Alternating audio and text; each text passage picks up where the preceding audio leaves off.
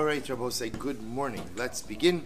Today's daf is Kuf Aleph 101. First of all, yasher koach to those who were able to make it out last night. I know it was a late daf. Halavai next year. Tisha B'Av will just be a regular day filled with much simcha. Daf will be at regular time, maybe because it's a Yom Kippur, we'll start even a little bit later, like at 6:05, something like that. But we have a beautiful daf ahead of us today. So we'll say today's daf is Kuf Aleph 101, second line down from the top. Tan Rabbanan. So we'll say, so remember again, as I mentioned last night, today we're going to be focusing pretty much exclusively on the episode that's described in the beginning of Parsha Shmini, which is the inauguration of the Mishkan. 101a, second line down from the top. Tan Rabbanon. Kikein Suvesi. So we'll say, so the pasuk that we're speaking about over here, the pasuk says, V'achaltem oseh b'makom kadosh, you shall go ahead and eat the carbon in a sanctified place.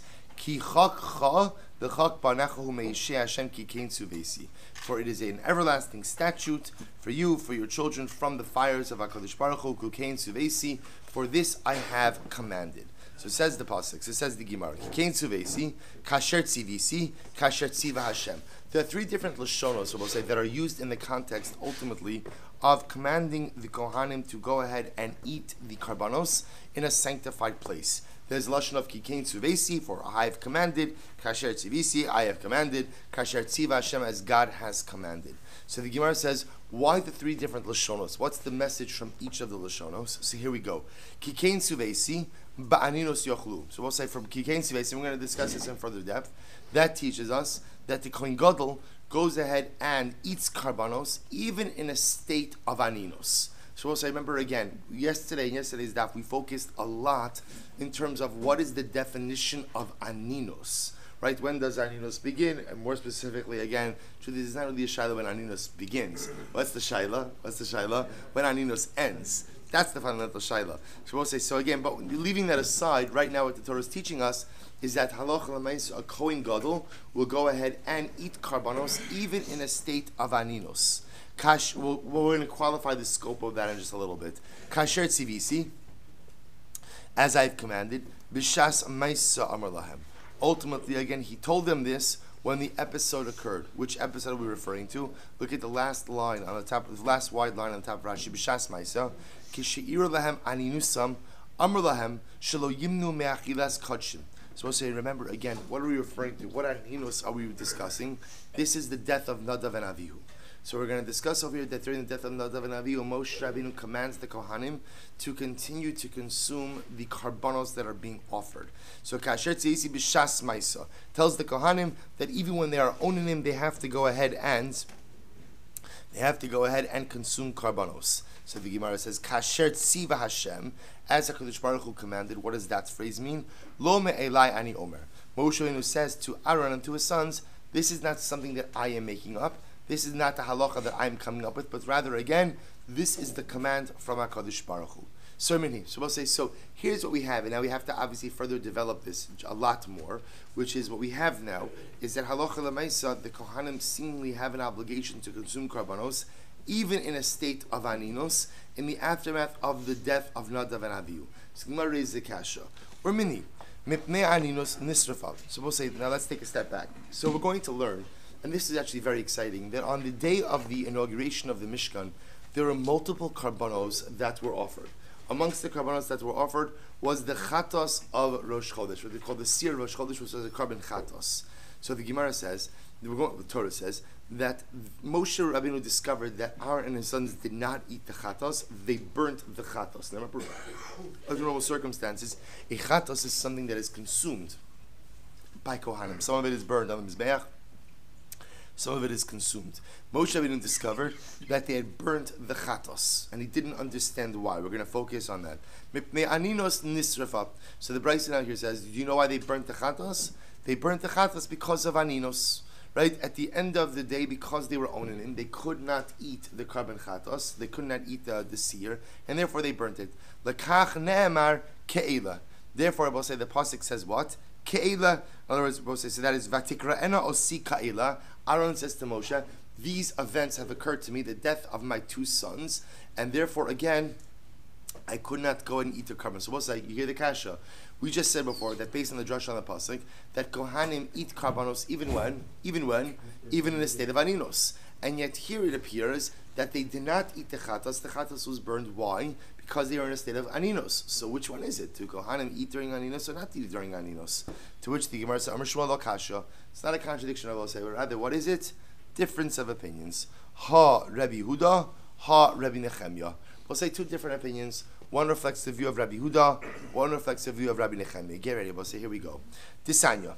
Mipnei aninos sarfu. We'll say, this really, this, I want to tell you, the reason why this Gemara I think is so incredible is a number of things. First of all, it's interesting just to see in the inauguration of the Mishkan, ultimately again to see all the different karbanos that were offered, what we call kadshe shag, kadshe doros, certain karbanos that were unique for the time, versus certain ongoing karbanos. But I think what's also incredible over here is you see there's a sub-dynamic, and the sub-dynamic is the balance of personal needs and avodas Hashem in times of grief. What happens when a person endures loss? Obviously, again, there is the need for one's own personal needs, but there's the need to continue to be an Eved of HaKadosh Baruch Hu, and how to balance those two dynamics, in this case, in a dramatic fashion. So that's also, Kohen Gadol obviously also is the paradigm of spiritual service. So we'll see all of that here. So here we go, Disanya. Mipnei aninos sarfua. They burnt the chatos because of aninos. Lekach ne'emar Keila. Therefore, Aaron HaKohen says to Moshe, "Vatikra'ena asi ka'ila." If these types of events occur to me, ultimately, again, how can I possibly eat the carbon? Rabbi Nechemia. So Rabbi Nechemia is of the opinion. Here, what does everybody agree with? Everyone agrees that Aaron didn't eat the chatas, and the chatas was burned. Why does everybody agree with that? It's a mefurish pasuk in the Torah. That pretty much you can't argue with. The shaila or the machlokis is going to be why. So the first opinion, Rabbi Nechemia says that it was because of aninos. Because Nadav and Avihu died, therefore Aaron and his sons will not eat the chatas, and therefore they burn the chatas. Now, obviously, you know where this is going. The shaila is going to be what? So I just the chatas. There are other karbanos also for that day. Okay, we'll get to that. But that's Rabbi Nechemia. Rabbi Rabbi Shimon say no. Mipnei tuma nisrafa. They actually held say that the reason the chatos was burned was because it contracted tumah. It became tameh. And that's why ultimately, again, they had to burn it. We'll discuss where or why or how. Because if you want to say that Aaron instructed that the chatos be burned because of aninos, then what? I will say there were 3 karbanos that were brought on the day of the inauguration. We're going to discuss them. If, Rabbi Nechemia, you are correct, that the reason the chatos is being burnt is because of aninos, then why is that just the din in the chatos? That should be a din in all of the karbanos of the day. So we'll say, so fundamental machlokes, Rabbi Nechemia and Rabbi Huda. Everybody agreeing the chatos was burnt, Rabbi Nechemia because of aninos, Rabbi Huda because of tumah. Davar acher. So we'll say another possibility, another version of this. Hayu rai la'achlan la'erev. So we'll say, remember again, there's another issue. Even if you want to say that it was because of aninos, then what I will say, the other issue is, why did they just eat it at night? Remember again, aninos d'oraisa is only by yom. Let's assume for a moment that aninos d'oraisa does not continue into the following night. Especially again, remember, Nadav and Avihu are also buried immediately, right? They don't wait till the next day to bury. They're buried that day. So if that's the case, granted, even if you want to say because of aninos they can't eat the chatos, let them eat it that night. Davracher. Furthermore, there's another issue. Pinchas hayu'iman. Both say, now this is very interesting. There was another Kohen. Who was the other Kohen who was there? Pinchas. Now I know what you're thinking, but one second. That's not true. Pinchas doesn't become a Kohen until Parashas Pinchas. Hold on to that for just a little bit. Rava Amar, so we'll say, see, here we go. There was another Kohen who wasn't an Onain. If there was another Kohen who wasn't an Onain, why not give the carbon to him? So Rava says, there's another way to resolve the contradiction. Idi Rabbi Nechemia. Both statements, Rabbi say, both the statement that says that a Kohen who's an Onain can eat the carbon, and a statement that says a Kohen who's an Onain can't eat a carbon, both reflect the view of Rabbi Nechemia. So I'll say, so how do you understand? How do you understand the seemingly contradictory statements? V'lo kasha, kan bekadshe shah, kan bekadshe doros. And I will say there is no contradiction. One is talking about kadshe shah, one is talking about kadshe doros. So we'll say, What does this mean? That it could be that when it came to what we call Kadshe Doros, so we'll say Kadshe Doros are karbanos that were going to be offered on an ongoing basis, right? Non-unique karbanos.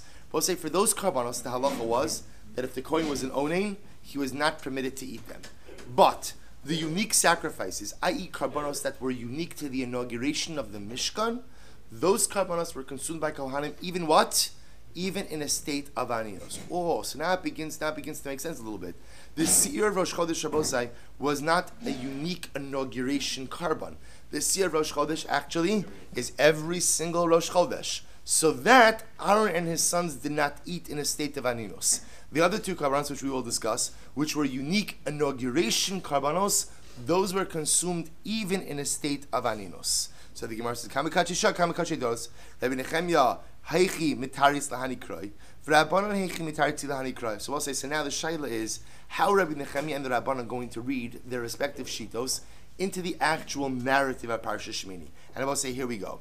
Rabbi Nechemia Mitaris Luachi. So we'll say, Rabbi Nechemia understands the conversation between Moshe and Aaron as follows. Madua lo achalti. We'll say this is really incredible. So Moshe Rabbeinu, remember, comes to Aaron and his sons, and remember again, actually, the way it worked was Aaron went over to Elazar and Itamar, and he asked them, "Why did you not eat?" Rashi HaKadosh points out is that Moshe Rabbeinu does not approach Aaron out of kavod to Aaron. He doesn't want it to look like he's second guessing the judgment of Aaron. He is, but he wants to give kavod to Aaron. So he goes over to the sons. He says, "Madua lo achaltem." Why did you not eat the seir of Rosh Chodesh? Remember, we're talking about one carbon specifically over here. The sechatos of Rosh Chodesh. Why did you not eat the seir? Amrula Moshe Aaron. So we'll say, so now, in this narrative, Moshe then says to Aaron, Shema nichnas dama lifnai v'lifnim. So we'll say, this is very exciting because this draws on our previous Zevachim knowledge. Maybe you took the chatas blood inside the Mishkan. Let's remember again, what's the halacha if you take chatas blood inside the Mishkan? It's possible. So Aaron, maybe you made a mistake. There's a lot going on today. Maybe you accidentally brought chatas blood inside the Beis HaMikdash. Amrlo hein lo huva as dama. So ultimately Aaron says, no, I didn't bring the chatas blood inside of the Beis HaMikdash, of the Mishkan, I'm sorry. Shema chutz lemechitzasa yasa. Maybe you took it outside of the Mishkan. In other words, maybe you took it outside of the walls of the Mishkan also. Which also would invalidate it. Amar lo ba kodesh haisa. To which Aaron responds, no, the blood remained in the kodesh. V'dilma ba'aninos akri v'suha. Upasol suha. So maybe again you offered up the seir in a state of aninos, and therefore you pasaled it. Amar la Moshe. So Aaron says, Moshe, my brother, v'chiheim hikrivu. Do you think my sons offered it? Remember, my sons, who are regular kohanim, to whom the restrictions of aninos apply, enachinami. If they would have offered it, then enachinami they could have pasaled it. Ani hikrafti. I'm the kohen gadol, and I offered it. And a kohen gadol is makriv even onein. Well, if that's the case, v'amrlei. So Moshe says, okay, so let me get this straight. So first of all, let's review. The blood was not brought inside to the Kodesh. Uba Kodesh Haisa, and ultimately again it wasn't taken outside of the Kodesh. And you are the Kohen Gadol. So if that's the case, Achol Tochlu Oso Kasher Tzivisi Ba'aninos Yochlu. So Moshe says, I don't understand. So why didn't she eat the chatos? So I don't understand what happened here. Why was the chatos not consumed? Amrlo, to which Aaron says, "Vatikraena osika ila va'achalti chatas hayom hayitav be'enei Hashem." So Aaron says to Moshe, my brother, after these events occurred to me today, so do you think it would be appropriate for me to eat the chatas today? Would this be good in the eyes of HaKadosh Baruch Hu? What was Aaron saying to Moshe? Shema, listen to this. Listen to the respect that the brothers have for each other. Shema lo shamata ela b'kadshe shah. So he says, my dear brother, maybe when you heard that a kohen gadol is makriv onin and eats karbanos in a state of aninos, maybe that was only b'kadshe shah. Maybe that was only when it comes to the unique karbanos, unique to the inauguration.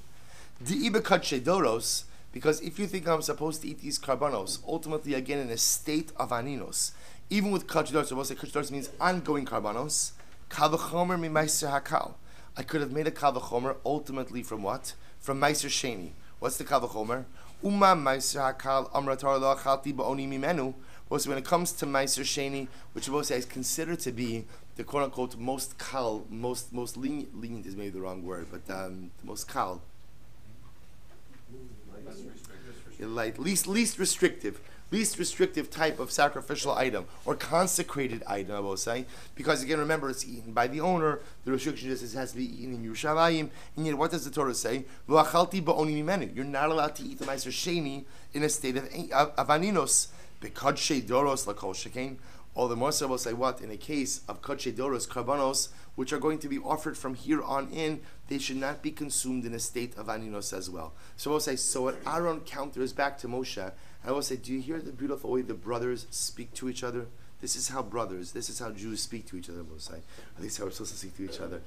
Each time, Moshe doesn't come in guns blazing. What's going on over here? Who did this? How's it going to roll? Nobody ate the chatas. Hey, he doesn't say that. He says, maybe this happened. Maybe this happened. Maybe this happened. And Aaron says to Moshe, maybe you misunderstood the halacha. Maybe the halacha of a Kohen Gadol eating karbanos ba'aninos is only b'kadshe shah, for the unique karbanos associated with the inauguration. But for kadshe doros, ultimately, again, for future karbanos, maybe again the Kohen Gadol does not eat in a state of aninos. The Sir Rosh Chodesh Avosa is not unique to the inauguration.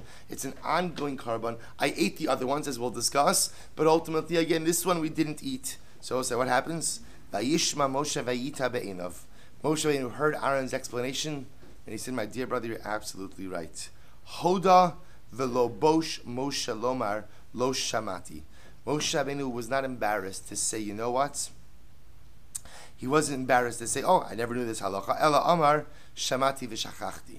We'll say what he says, Aaron, you're absolutely right. That is in fact what HaKadosh Baruch Hu had taught me, and I forgot. I made a mistake. I thought the halacha was that a Kohen Gadol is supposed to eat everything in a state of aninos, not just kadshe shah, but also kadshe doros. But now that you said it, that is in fact what HaKadosh Baruch Hu said to me, that the din of a Kohen Gadol eating ba'aninos is only in kadshe shah, not kadshe doros. So we'll say such a magnificent, beautiful avas chinam exchange. Brothers speaking to one another beautifully and nicely without accusations and strong words, maybe this, maybe this, maybe this. And Moshe Rabbeinu showing us the incredible strength of character. That when you're wrong, just say you were wrong. It's okay. Hoda v'lo bosh. He admitted the fact that his brother was right. He was wrong. Sometimes when we're wrong, we try to, it's like an admission without guilt. I admit that I'm wrong, but really I was right. I'm wrong, but I'm going to tell you why I'm right. Because if you understand my words like this, or I said like this, and in the context like this, I really was absolutely correct. So we're both right? So I say, so the idea is, no, it's nothing wrong with saying a person's wrong. So the greatness of Moshe Rabbeinu is, I was wrong. I made a mistake. And again, remember, Moshe Rabbeinu is saying, I made a mistake in that I misunderstood the word of HaKadosh Baruch Hu. Moshe Rabbeinu taught me something. Not that I misunderstood. I forgot it. Aaron, you were right. So we'll say, Rabbi Yehuda, Rabbi Shimon, Heichim etartzu. So we'll say that was Rabbi Nehemiah's interpretation of the narrative between Moshe and Aaron. Rabbi Yehuda, Rabbi Shimon, Heichim etartzu. So we'll say, what did Rabbi Yehuda, Rabbi Shimon do? So we'll say, Rabbi Yehuda, Rabbi Shimon understand it as follows. Hachim etartzu. Madua la achaltem es achatas. Right? B'makom HaKodesh. So we'll say, so Moshe Rabbeinu says to Aaron, or this is relative to Aaron. So tell me, why did you not eat the chatos? Right? Did something happen? You didn't eat the chatos. Shema nichnas dama lifnai v'lifnim. So we'll say, at first, the narrative sounds the same. Moshe Rabbeinu says to Aaron, maybe you accidentally took the blood into the Kodesh HaKadoshim, right? Into the Kodesh, and therefore again invalidated it. So we'll say, maybe you took the blood inside the structure of the Mishkan. Amarlo, hein lohuvas dama. Ela Kodesh Pinutuch. Aaron says, no, I didn't take the blood inside. The blood has remained out here the entire time. So says Moshe, Shema chutz l'mechitzasa yatzasa. Maybe the blood was accidentally taken outside of the Mishkan. That's why it's invalid. Amarlo hein bakodesh haisa. No, blood was inside the Kodesh, inside the courtyard of the Mishkan the entire time. Bedilma ba'aninos akrivosua upasaltuha. So maybe Aaron, you accidentally went ahead and offered it up in a state of aninos, thereby invalidating the carbon. Amar la Moshe, hein hikrivu depastabu aninos.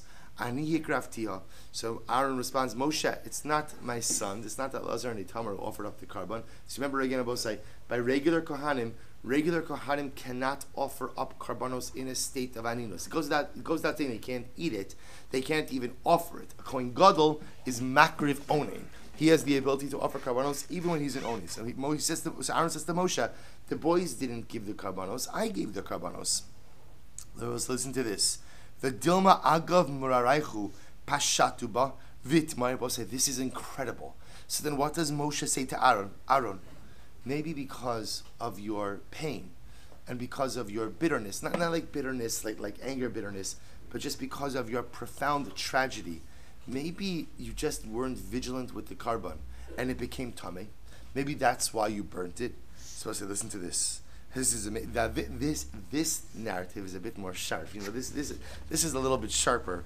Amar la Moshe, Kach ani be'einecha, shani mevaze kodshe shamayim. Moshe, is this how you look at me?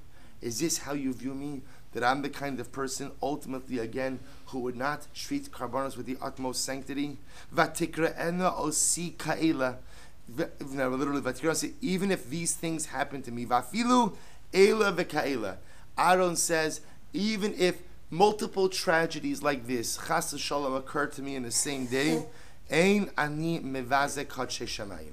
Aaron says, I would never stop being vigilant with karbanos. In other words, Aaron was offended in this narrative. Aaron was a little bit offended at Moshe Rabbeinu's suggestion that maybe because of his grief, he just wasn't as vigilant regarding the karbanos, and something accidentally became tamei. So the Gemara says, Amar lo, v'i hey lo huva as dama. So to which Moshe Rabbeinu says, okay, so let me understand this. V'i hein lo huva as dama uba kodesh haisa. So if that's the case, that the blood was not taken inside the Mishkan, the blood was not taken outside of the walls of the Mishkan, you chas v'shalom were not lax in your carbonic service as a result of your grief. If that's the case, achol toch lano asaba kodesh kasher tzisi va'aninos yochlu. So ultimately again, so Moshe says, I don't understand. So why did you not eat the carbon? So why did you not eat? Because after all, again, you are the Kohen Gadol, and therefore again you eat even ba'aninos. Amar lo, to which Aaron says to Moshe, Shema lo shamata ela balayla. My dear brother, maybe when you heard that a Kohen eats, right, or a Kohen eats ba'aninos, maybe what that refers to is what Rabbi was saying, aninos of the following night, so, right? Not the day of the actual death where the aninos is doraisa, but maybe only the night following the aninos. The ibayom, because Moshe, if you think that I should eat the carbon during the day, it doesn't make sense, and I'll tell you why. Kal v'chomer me meiser hakal. We'll say, so Aaron says I can bring a kal v'chomer ultimately in from meiser sheni. Uma meiser hakal amra torah lo achalti ba'oni mimenu. So when it comes to meiser sheni, we'll say, which is, as we said before, the most lenient of we'll call it sacred or sanctified items. Yet the halacha is you cannot eat of it in a state of aninos. Kodesh chamor lakol shekin. Or the most Rabbi says Aaron to Moshe, when it comes to actual karbanos, I don't think that it's appropriate to eat of it during the day of aninos. Maybe when you heard from HaKadosh Baruch Hu that there was a license to eat it in a state of aninos, it meant that night. We'll say that's based on yesterday's daf. We've already seen a distinction between aninos yom and aninos laila. To which the Gemara says, Miyad vayish Moshe amud beis vayish Moshe vayitav be'inav. Moshe Rabbeinu heard, and ultimately again he accepted the explanation. Lo bosh Moshe lomar lo shamati. Moshe Rabbeinu wasn't embarrassed to go ahead. Remember, the simple answer, if Moshe Rabbeinu did not want to admit anything, he could have just said, okay, I never heard this before, but I'll take your word for it. That's not what he said. Ella shamati v'shachachti. Rather, we'll say, what did he say? He admitted the fact that he had learned it, but he had forgotten it. I learned the halacha, I forgot the halacha, you now reminded me of the halacha. So we'll say, ultimately, again, what we see over here now is the distinction between the two versions is as follows.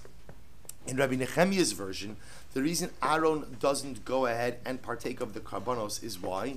Is because halacha lamaisa, the license for consumption in a state of aninos is only by Kadshei Shah, was only by the karbanos which were unique for the inauguration of the Mishkan, do not apply for Kadshei Doros, for karbanos that were going to be brought on an ongoing basis. Therefore, Aaron does not eat the seir the chatos. According to Rabbi Yehuda, Rabbi Shimon, what's happening over here is as follows: the license for onain consumption is only balayla, not by day, not by yom. So we'll say that according to this logic of Rabbi Yehuda and Nechemia, if that's the case, so we'll say, so what should have happened? What should have happened?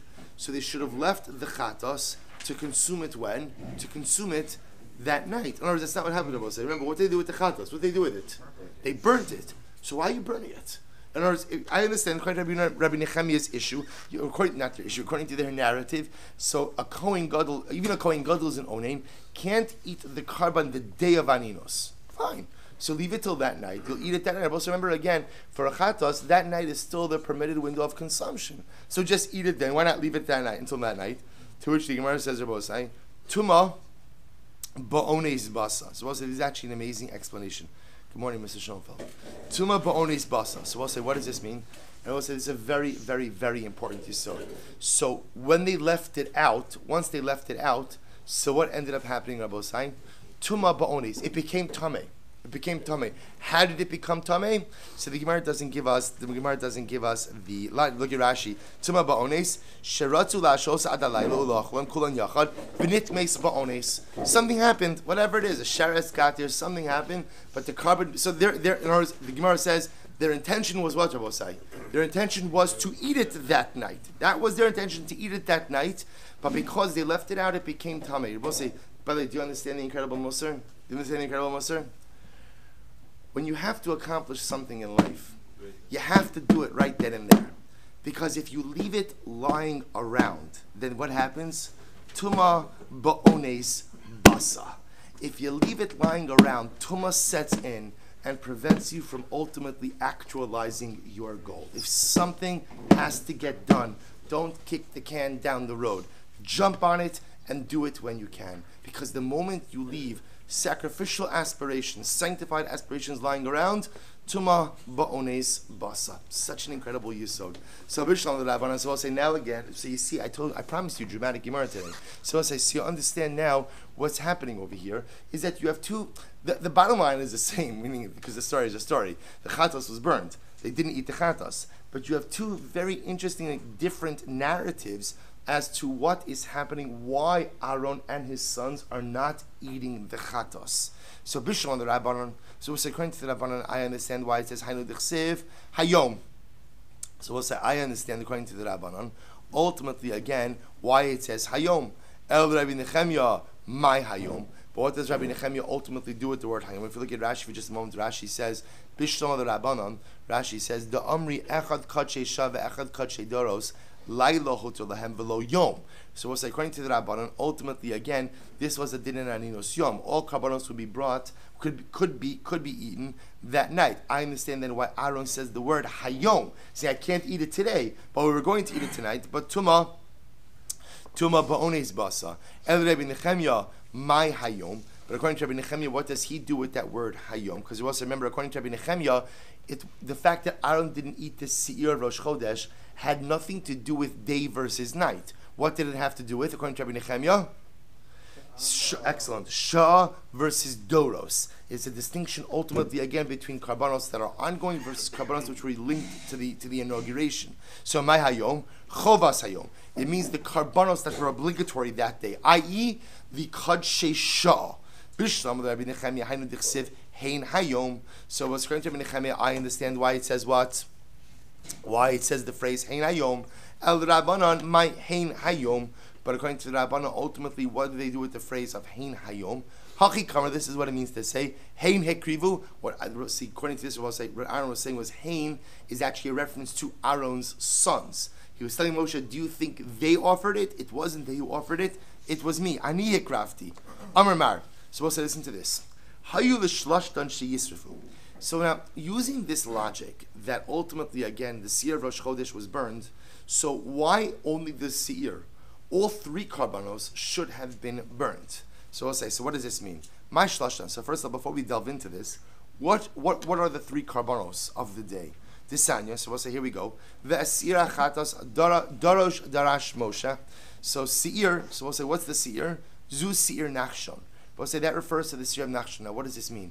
On the day of the inauguration of the Mishkan, if you look at Rashi says Seir Nachshon Sha'oseh Hayom Haya Rishon Lahakravas Nesiyim. But remember again, the day of the inauguration of the Mishkan was also the first day where each of the Nesiyim brought their tribal offerings, right? The Chanukas HaMizbeach, the dedication of the Mizbeach. So we'll say, so the Seir, that refers to, remember, Nachshon ben Aminadav was the first Nasi. So that ultimately, that's the Seir of Nachshon. Chatos, Zu Chatos Shmini. We will say the Chatos, that refers to the special Chatos, that ultimately, again, was brought for the inauguration. So that, we'll say, was Kadshe Shah. That was a unique, so far, Seir Nachshon, and what we call the Chatos Shmini, those are what we call Kadshe Shah. Those were karbanos that were unique for the inauguration. Darosh, Seir Sharosh Chodesh. And that word Darosh, we'll say, that refers to the Seir Rosh Chodesh. So we'll say, remember again, 3 karbanos brought on the day, 2 Kadshe Shah, the Seir Shmini, or the Chata Shmini, as well as the Karban Nachshon, the Seir Nachshon. Those are Kadshe Shah, Seir Rosh Chodesh, Kadshe Doros. Yachosh Lashta Nisrafu. So you might have thought that all 3 were burnt. Talmud Lomar V'hinei Soraf. But yet the pasuk says that what? And behold, it was burnt. Echad nisraf v'lo shlashtan nisrafu. Only 1 carbon was burnt, not all 3. So darosh darash shtei drishos lamas. Also remember again, Moshe goes ahead and he hears or he sees that one of the karbanos was not burnt. So shtei drish. So the lashon of darosh darash means like a double investigation. Why a double investigation? Shtei drishos lama. Amar lehu mipnei ma chatos zun nisrafa ve'elu munachos. So I'll say, what Moshe Rabbeinu was intrigued by was 2 things. Number 1, why was the chatas burnt? And what's the follow-up question? Why are the other 2 not burnt? In other words, Moshe has a double question. Why is the chatas of Rosh Chodesh? Why was it burnt? And again, then second question, follow-up question is, why are the karbanos not all accorded equal treatment? Ve'eni yodea ezehu. And at first glance, I wasn't sure which karban we're referring to. Kishu Omer va'osa nasan lachem laseis es avon ha'ida. But then when the pasuk says, Moshe says to Aaron, Kadosh Baruch Hu is giving you this karban, ultimately again, to literally atone for the sin of the congregation. Have the Omer, I would say, Zeh Seir Rosh Chodesh. Ultimately, I will say this refers to the Seir Rosh Chodesh, because remember, the Seir Rosh Chodesh, remember again, this goes back, by the way, to like our hurriest days. Right? Remember again, we learned about all the different Seir Rosh Chodesh, Seir of Yom Tiv, that all atone for different things. So the Seir Rosh Chodesh ultimately again is Mechaper al Tumas Mikdash Vikadasha. Learns in Shavuos also. Seir Rosh Chodesh ultimately is Mechaper for accidental entry into the Beis Hamikdash in a state of Tumah or consumption of sacrificial items in a state of Tumah. So the Gemara says, Shapir Kamrilei. Then ultimately again, I understand Moshe Rabbeinu's statement. Rabbi Nechemia Latame Da'amar Kadshe Shah Lo Pasla Buhu Anina. So we'll say Rabbi Nechemia goes according to his reasoning, because what's his shita? Rabbi Nechemia says that ultimately, again, Kadshe Shah, the karbonos which were unique to the inauguration, were done even in a state of aninos. Therefore, Aaron offers up the Chatos Shmini as well as the Seir Nachshon, because those were unique to the inauguration. But he does not, he offers up but then burns the Seir Rosh Chodesh, because that was Kadshe Doros. So the Gemara says, Kadshe Shah La Paslu Ba'aninos. Amar Mar, Hayilo La'achla La'erev. Ultimately, again, why doesn't Aaron? So I understand why Aaron won't eat the Seir Rosh Chodesh by day. Why? Because he wasn't owning, and Aninos precludes even a Kohen Gadol from consuming the karban on the day of Aninos. Fine, just leave it for that night. What's the big deal? To which the Gemara says, Shapir Ka'amrile. So he says back good, Kasavra Aninos Laila Deoraisa. Because he held, apparently, that Rabbi Nechemia holds that Aninos Laila Deoraisa. So we'll say, therefore, again, bless you, leaving it till the following night would actually not have obviated the problem. Otherwise, the problem is still there at night also. Because again, according to this opinion, Aninos Balailas Deoraisa. Davrach, I suppose to remember again, Rabbi Nechemia quoted his opinion, the Gemara quoted a number of different solutions, meaning even if you accept the premise that a Kohen Gadol could eat ba'aninos, the karbonos which were kadshe shah, but not kadshe doros. So the Gemara still advanced other options as to how the seir of Rosh Chodesh could have been consumed. For example, davar acher, v'halo pinchas haya imahen. But I'll say ultimately again there was Pinchas. Pinchas was a Kohen, and Pinchas wasn't an onaim. So even if you want to say that Elazar and Itamar certainly can't eat it, they're onaim, even Aaron can't eat it because it's Kadshe Doros. Give it to Pinchas. Pinchas is a Kohen. So what happened? Why did he give it to Pinchas? To which the Gemara says, Shabri Kamalei, Shabri Krebi Elazar, Damar Elazar, Rabbi Chanina, Lo Niskain Pinchas, At Shahar Gol Zimri. Because Rabbi say this opinion reflects the idea that what? Pinchas doesn't become a Kohen until when? Until he killed Zimri. So we'll say, which is Pshuto Shel Mikra. Pshuto Shel Mikra is that Pinchas did not become, although we'll say, we're going to see that that's not necessarily true. That's a big machlokas, as we're going to see in the Gemara. Even though, and again, just so you should understand, it's Pshuto Shel Mikra for us because that's the narrative that we're used to. But as we'll see in the Pesukim, that is not necessarily the case. After Pinchas kills Zimri, Kodesh Baruch Hu gives him so brisi shalom and brisku nas olam lo zaro acharav. And we're going to see that it's quite possible that many say that Pinchas was already a Kohen at the time that HaKadosh Baruch Hu gave the Kuna to Aaron and his descendants. The Kahuna became solidified for Pinchas' descendants after he killed Zimri. But we're going to see this. But according to this opinion, Pinchas only becomes a Kohen after he killed Zimri. Therefore, at the time of the death of Nadav and Avihu, Pinchas is not a Kohen. Because he's not a Kohen, he can't consume sacrificial items. Therefore, again, there is no one to eat the Chatas, so Aaron burns it. Brisku nas olam. Ravashi says, actually, Pinchas doesn't become a Kohen until even later. Ad shesam shalom ben ashvatim. Shene'emar, vayishma Pinchas ha-Kohen, u'nesiya ha'ida, v'rashe alfei Yisrael. This is actually amazing. There's another opinion that says that Pinchas actually did not become a Kohen until later on in Sefer Yoshua. The Navi over here describes the idea that Bnei Ruvain, Bnei Gad, and Menashe built a Mizbeach on the other side of the Yarden. The other Shvatim took this to be an act of Avodah Zarah. They are ready to go to war against the Transjordanian tribes. Pinchas leads a peace delegation to say, hey, before we go to war, what's going on over here? It turns out that they were not chas v'shalom going to go ahead. They were not trying to do avodah zarah. They were going to use that altar ultimately again as a bama, but for avodas Hashem ultimately again not for avodah zarah. So Pinchas mamish averted civil war. He averted civil war. So the Gemara says. Vaisha Pinchas haKohen u'nesiya ida v'rashi alfei Yisrael v'sabosei. So therefore again he doesn't become a Kohen until then. V'idach nami hakse v'aisalo zarach harav. But 1 second, what does this opinion do with the fact that the pasuk says v'aisalo ula zarach harav, which sounds like Pinchas becomes a Kohen at the time that he kills Zimri? Ki ksivahu bebrachahu dichsiv. That was only when HaKadosh Baruch Hu gave him the bracha of the kahuna. But ultimately, again, he did not yet become a Kohen for reasons we'll discuss in just a moment. So the HaKadosh Baruch Hu gives him the bracha of kahuna, but he doesn't actually become a Kohen at that time. V'idach nami haksiv vayishma Pinchas haKohen. But what does the other opinion do with the pasuk in Yoshua that refers to Pinchas as a Kohen? Hahu liyaches zaro acharav. But we'll say that comes to go ahead and say that not only is Pinchas a Kohen, but what? His children also become Kohen. We'll say, so I want to show you something amazing. So there's an opinion that apparently says, so first of all, Machlokes when Pinchas became a Kohen, 3 different opinions. Some say Pinchas became a Kohen together with Elazar, his father. When Elazar becomes a Kohen, Pinchas becomes a Kohen. Second opinion, Pinchas becomes a Kohen after he kills Zimri. Third opinion, Pinchas doesn't become a Kohen until Sefer Yoshua, when he actually makes shalom. Ultimately, again, between the tribes, avoiding civil war. Now, here's what's amazing. According to the opinion that says that he only became a Kohen in Sefer Yoshua, so what does that opinion do with the Pesukim in Parshas Pinchas?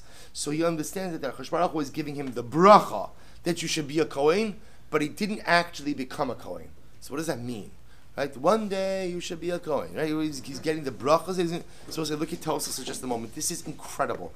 Hahu bebrachu dichsiv sheberchu HaKadosh Baruch Hu sheyeh Kohen umiyad haya yochol liyos Kohen. HaKadosh Baruch Hu gave him the bracha that he should be a Kohen, and technically, he could have become a Kohen immediately. Ella Shetchila tzarech lahalbisha ulamashcho lechancho b'chavitin. Kedin hedyotos hamischanchim b'chavitin. Now, but in order to become a Kohen, remember there's an inauguration process for the original Kohanim, right? You have to be dressed up in Kohanic vestments. There are karbanos that are brought, and watch this. He goes on, Aval Shema lo nisratzu lo kol Yisrael ba'osa shah b'pnei shaharag nasi shevet. Both said this is amazing. According to this opinion, the Baruch Hu gives Pinchas the bracha to become a Kohen and the license to become a Kohen. But in order to become a Kohen, he essentially has to be inaugurated by Klal Yisrael. He has to be dressed in the B'tei Kuna, and the Klal has to bring karbanos on his behalf. They refuse to do so. They refuse to do so. Why? Because they were upset at him that he had killed a tribal prince. Ad shesham shalom ben Ashvatim meYoshua. So, according to this approach, even though Pinchas was given the bracha of Kahuna, ultimately again after he killed Zimri, apparently Klal Yisrael did not want him as a Kohen in the aftermath of killing a tribal prince. Again, for whatever the reason for that is, there could be a variety of reasons for that. They did not want to accept him as a Kohen, and therefore again he's not accepted as a Kohen until when? Until he makes shalom between the tribes in Sefer Yoshua. Rabbi say, dramatically amazing. Here we go. We'll say it gets better. Amarav, Moshe Rabbeinu Kohen Gadol. Wow. Rav says, in fact, Moshe Rabbeinu also served in the role of Kohen Gadol. V'cholik b'kodshei shemayim haya. Not only that, but Moshe Rabbeinu actually had a portion in karbanos. Shene'emar. So listen to this, because the pasuk says, Me'el hamiluim l'Moshe haya l'mana. We'll say the pasuk seems to say quite explicitly that the El hamiluim, the miluim sacrifice, Moshe Rabbeinu had a portion. So may say, so we'll say, now we're going to ask a kasha. Is that true? Valo Pinchas hayimahen. Remember again, the Gemara said before, even when Aaron burnt the chatos of Rosh Chodesh, why did he burn the chatos? After all, again, Pinchas was there, he could have given it to Pinchas, but I don't understand. The Isa, first wide line, Kufala from a days. If you want to say, 101b, first wide line, if you want to say that Moshe Rabbeinu was a Kohen, Leima v'halo Moshe Rabbeinu hayimahen. We'll say Moshe Rabbeinu was a Kohen, then what? Then why not say, give it to Moshe? Forget about Pinchas.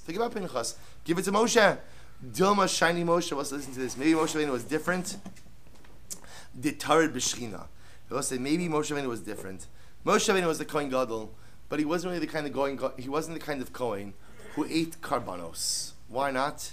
He was too busy. He was too busy with the shchina to eat karbanos. We'll say some people make time to eat karbanos, right? And Moshe Rabbeinu was too. He might have been a Kohen. Or might have been the Kohen Gadol. He was started b'shchina. Daramar Moshe b'ashkama alo b'ashkama yarad. Moshe Rabbeinu again went up.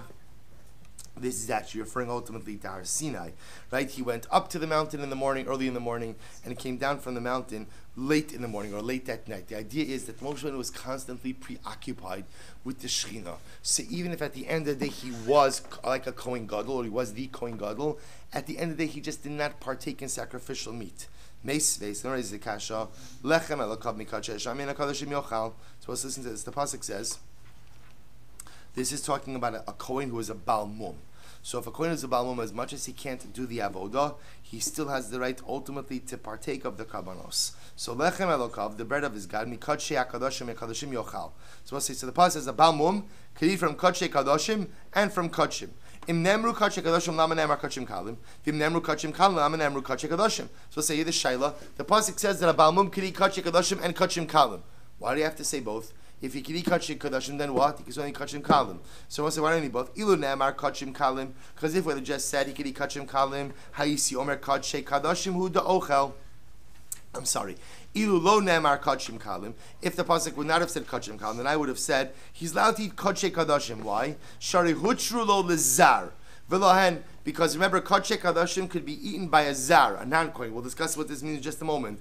V'lohen, and therefore it could be eaten by a Baal Mum. Kachim kalim lo yochal, but kachim kalim he can't eat. V'ilu lo ne'amar kachei kadoshim, and if the pasuk wouldn't have said kachei kadoshim, that a Baal Mum can't eat kachei kadoshim, hayisi omer bekachim kalim yehi ochel, I would have said a Baal Mum could eat kachim kalim. Why? Shein kalim kachei kadoshim lo yochal, lekach ne'amar kachei kadoshim, lekach ne'amar kachim kalim. So we'll say therefore the pasuk says that a Baal Mum could eat both kachei kadoshim and kachei kalim. Both say, now watch this. What did the Gemara just say above? Here's the operative phrase for us. With this we'll stop. The Gemara said katani miha shari hudru lezar. The pasuk said, I would have said that a Baal Mum is permitted to go ahead and eat Kachei Kadashim. Why?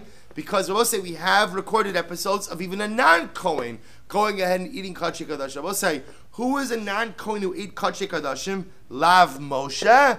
is not referring to Moshe Rabbeinu Rabbosai, who seemingly had partaken of Kodesh Kadoshim and yet was not a Kohen. So Rabbosai, here we see explicitly that what? Moshe Rabbeinu wasn't a Kohen. So how can you say Moshe Rabbeinu was a Kohen? To which the Gemara says, no, it has nothing to do with Moshe Rabbeinu. He says, Lav, so the Gemara says, Lav Moshe, Amar Rav Sheshes lo, Bebama, Lezar, Kedivrea, Omer Yesh Mincha Babama. Rabbi say, no. What it actually means is, Rabbi say, this reflects the opinion of the one who says that you could offer up a mincha, which is Kodesh Kadashim, on a bama. So let's remember again, a bama, which is a private altar, means anyone could offer it up, even a non-Kohen, and therefore you find an example, ultimately again, of Kodesh Kadashim being offered up by a non-Kohen. So we'll say, we'll stop over here for today, but I'm leaving you with the cliffhanger.